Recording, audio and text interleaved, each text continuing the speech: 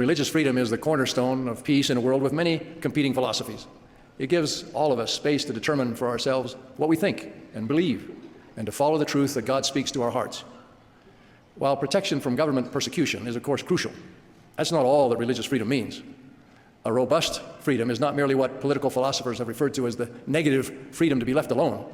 Rather, it's a much richer, positive freedom, the freedom to live one's religion or belief in a legal, political, and social environment that's tolerant, respectful, and accommodating of diverse beliefs. That freedom is now under fire. Although religious freedom lies at the core of what America is and what it stands for, critics now openly ask whether religion belongs in American public life at all. Some say that faithful Americans have no business speaking of their beliefs when addressing issues of public concern, even when those issues involve unmistakably moral judgments. Others condemn churches and religious organizations for expressing moral and religious perspectives on matters of public policy, especially when those perspectives conflict with secular viewpoints. Some even claim with no sense of history that religious people and institutions violate the constitutional separation of church and state if they bring their beliefs into the public square. A few scholars have gone so far as to argue that religion does not deserve to be tolerated, much less receive special protection. Recently, it's become popular to argue that the freedom of religion is really only the right to worship, rather than the right to freely exercise your faith in daily life, as if religion should be kept in a closet or some other private place. Some advocates demean as discrimination the long-standing right of religious organizations and schools to have faith-based standards in employment and admissions.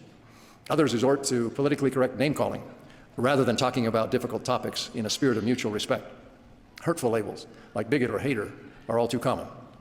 There are concerted efforts to shame and intimidate believers who have traditional moral values and efforts to suppress religious practices and viewpoints regarding marriage, family, gender, and sexuality.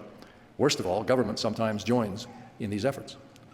So religious freedom is indeed under attack. In case you think that's an exaggeration, let me cite to you a statement by Professor Douglas Laycock, one of the nation's premier authorities on religion and law.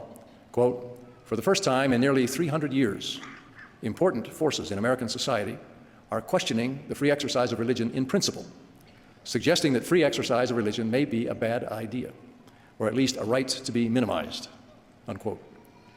I'm convinced that those who question the value or even the legitimacy of religious freedom do not understand that it is woven into the very soul of America.